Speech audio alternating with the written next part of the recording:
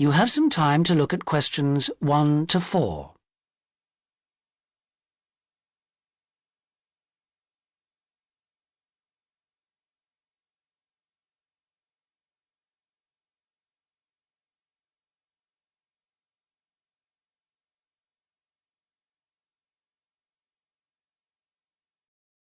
Listen carefully and answer questions 1 to 4.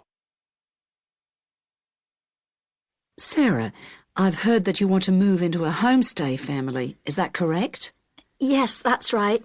I've been staying with my aunt, and now my cousin is arriving from Singapore, and my aunt needs the room for him. Oh, that's bad luck. Well, I'll need to get some particulars first. Sarah, what's your full name? Sarah Lim, and that's Sarah without the H at the end. How old are you, Sarah? 23, only just. It was my birthday on the 21st of August. Happy birthday for yesterday. How long have you been in Australia? A year in Adelaide and 6 months in Sydney. I prefer Sydney. I've got more friends here. What's your address at your aunt's house? Flat 1, 539 Forest Road, Canterbury. And the postcode is 2036. Okay. What are you studying now? I was studying General English in Adelaide, and now I'm doing Academic English because I'm trying to get into medicine next year. That sounds good, but it'll take you a long time. When would you like to move out from your aunt's? My cousin arrives on Friday morning, so I'd better be out on Thursday. What, the 7th of September? Yes, that's right. Before you hear the rest of the conversation, you have some time to look at questions 5 to 10.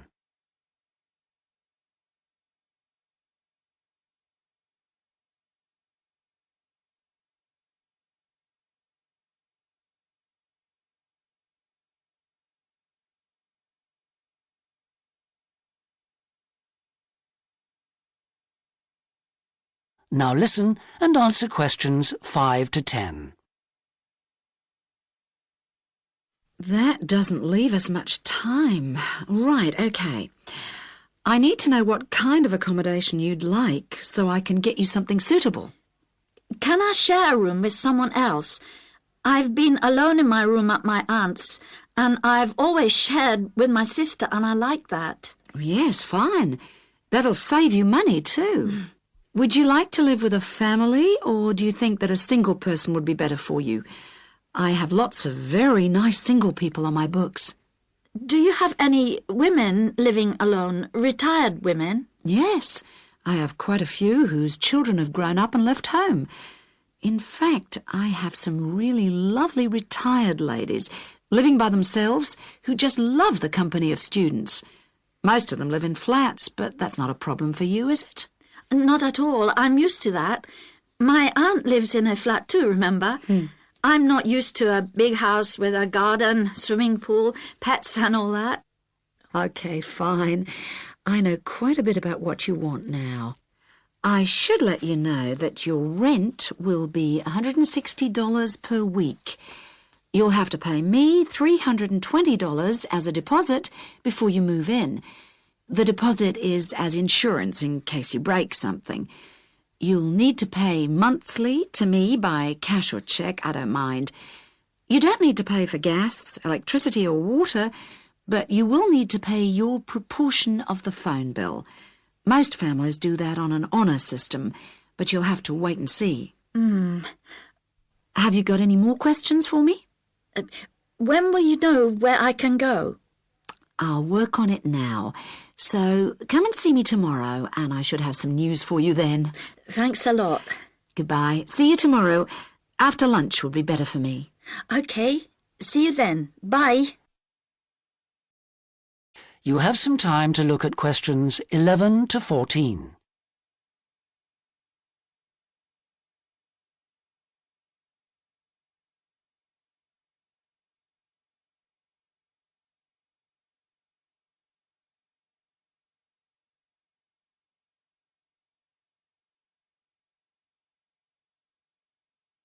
Now listen carefully and answer questions 11 to 14.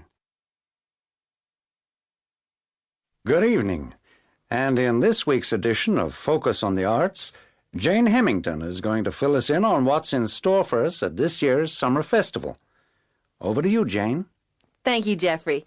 This year, the Summer Festival is the biggest we've ever seen, so there should be something for everybody. This is the third year they've run it, and the timing's slightly different. For the last couple of years, it's been around the 5th to 17th, but this year, they wanted to allow everyone enough time to recover from the 1st of January celebrations, and they've put it at the end of the month.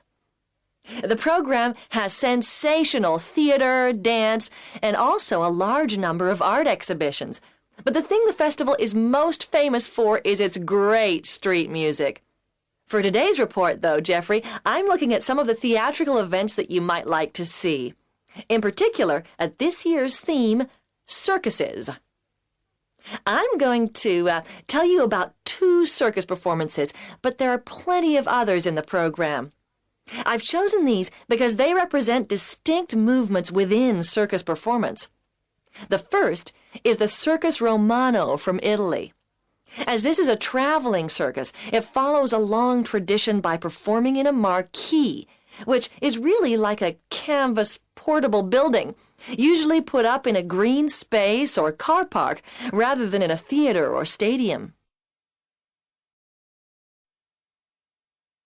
Before you hear the rest of the talk, you have some time to look at questions 15 to 20.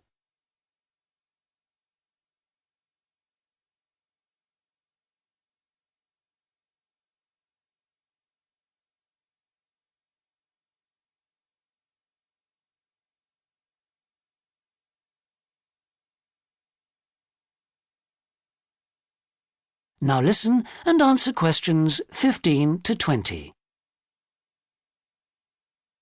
In spite of this, Circus Romano isn't at all like the traditional circuses I grew up with.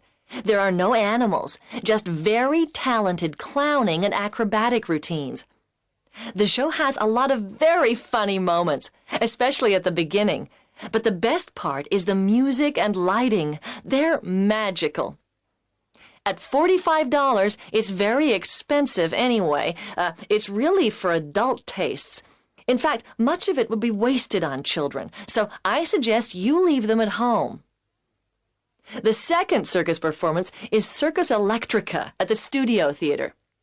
The purists are suggesting that this isn't a circus at all. It's a showcase for skills in dance and magic, rather than the usual ones you expect in a circus.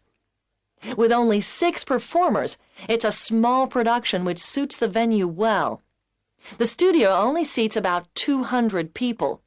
For my money, it's the aerial displays which are outstanding, as well as the magical tricks, features which are missing from Circus Romano. An interesting feature of the show is that the performers are so young. The youngest is only 14, but it's still well worth seeing. A good one for the whole family.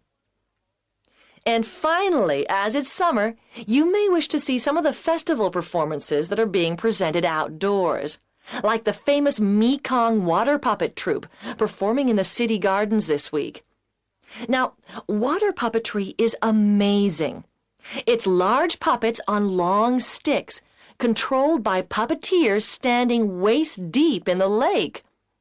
The puppets do comedy routines, and there is some terrific formation dancing. This is a fantastic show, and the best moment comes at the end, seeing the puppeteers.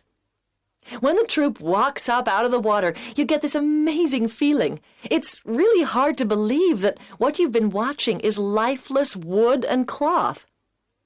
As an adult, I had a great time, but I did note that other older people in the audience weren't quite as taken with it as I was.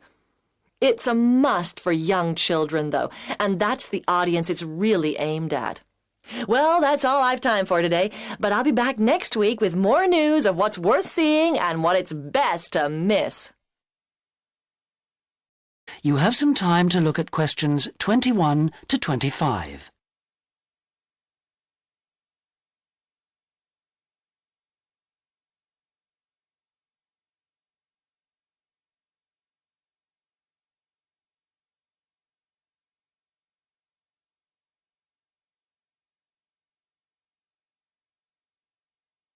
Now listen carefully and answer questions 21 to 25.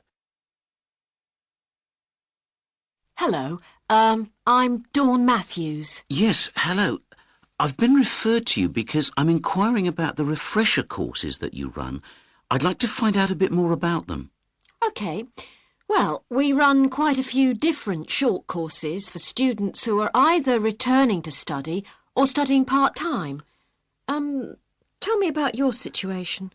Well, I think that I really need some help in preparing for the coming semester, especially to build up my confidence a bit and help me study effectively because, you see, I've been out in the workforce for nearly 12 years now, so it really is a long time since I was last a student. Yes, it can seem like a long time, can't it? Well, let me start by telling you what courses we have that might suit you. Are you an undergraduate or a postgraduate, arts or sciences? Undergraduate, and I'm in the business faculty. Right then. Well, first of all, there's our intensive Study for Success seminar on the 1st and 2nd of February. Mm-hmm. It's aimed at students like you who are uncertain about what to expect at college and looks at a fairly wide range of approaches to university learning to motivate you to begin your study and build on your own learning strategies. That sounds good. What are some of the strategies that are presented? Well, we try to cover all aspects of study. Some of the strategies in writing, for example, would be improving your planning for writing, organising your thinking, and building some techniques to help you write more clearly. With reading, there'll be sessions aimed at getting into the habit of analysing material as you read it, and tips to help you record and remember what you've read. It really is very important to begin reading confidently right from the beginning. There's also advice on how to get the most from your lectures and practice in giving confident presentations, as well as how to prepare for exams. What about the motivational side of things? Well, there's a range of motivational exercises that we do to help the students feel positive and enthusiastic about their study. The process of learning and exploring a subject can lead to a whole new way of looking at the world, and the study skills and techniques that you build up can be applied in all sorts of different ways. Before you hear the rest of the conversation, you have some time to look at questions 26 to 30.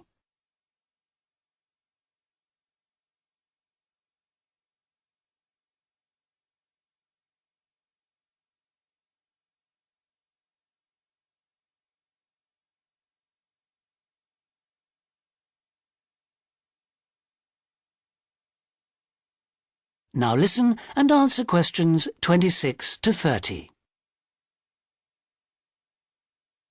Actually, I'm very excited about the whole thing of taking up studying again, but, I'm a little nervous about whether I'll manage to get everything done. I suppose it's the same for all mature students. Of course it is. Two of the key components of the course are time management and overcoming procrastination. People discover that once they learn to plan their days, all the work can be accomplished and there'll still be time for leisure. Is there an enrolment fee? Well, just a minute, let's see. The cost is £30, which includes all course materials and morning tea. You have to arrange your own lunch. Well, that wouldn't be a problem. I already make sandwiches for my 3 kids and my wife and myself every day. I won't have to change my routine. No. Now, I need to tell you that this is a very popular course and it's essential that you book well ahead of time. In fact, the course convener tells me that there are only 5 places left. What other course might be good for me? There is one other that you could benefit from. It's simply called Learning Skills for University Study and is on 3 consecutive mornings, starting on a Monday from 9 to 12, and costs £25. This is aimed at upgrading the study skills most school leavers have and help them cope with the increased demands of university study. It focuses mainly on making students more responsible for their own success. What sort of things are covered in this course?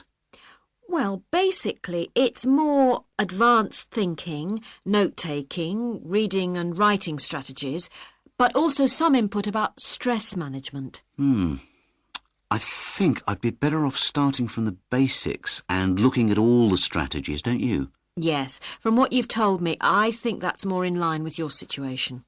All right then. Can I book a place on the Study for Success seminar course now? Yes. Let me just get out a registration form and take down your details. You have some time to look at questions 31 to 40.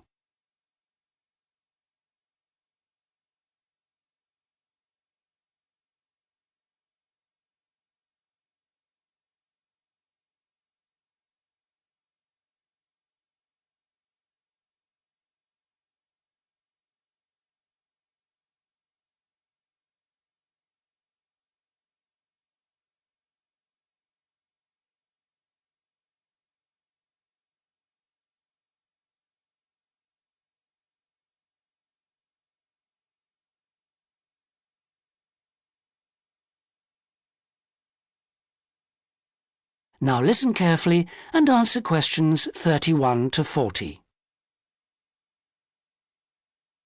We're very grateful that the committee has agreed that a representative for the Students' Union can present student suggestions about the design for the proposed new union building. We appreciate that some of our ideas may not be feasible in the circumstances, but we do feel that it is important that the ultimate beneficiaries of the facilities should have some say in its design. If I could start by briefly explaining what steps were taken to find out student opinion and how we have arrived at conclusions. Firstly, a meeting was held in the current union for our SU committee to explain the options. Then we invited all students to submit written suggestions for the design, placing cards in a suggestion box. These suggestions then provided the basis for the design of a questionnaire which was completed by approximately 2,000 of the college students over a period of 3 weeks.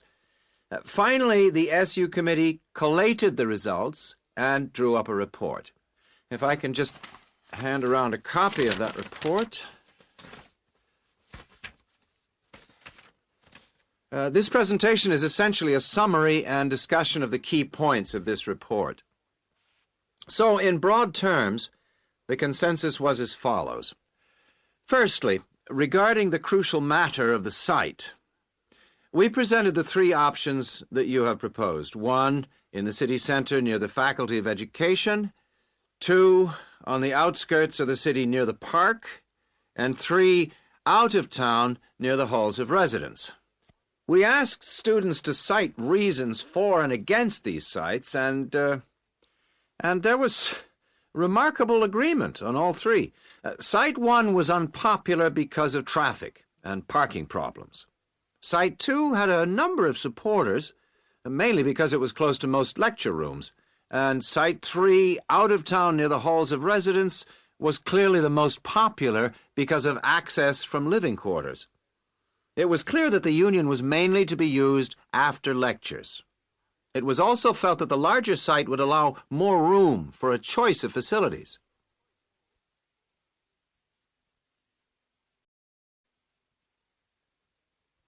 Our second area of interest was obviously the facilities. There was minimal interest in having a library on the premises, but one option seemed to be a reading room instead, more useful.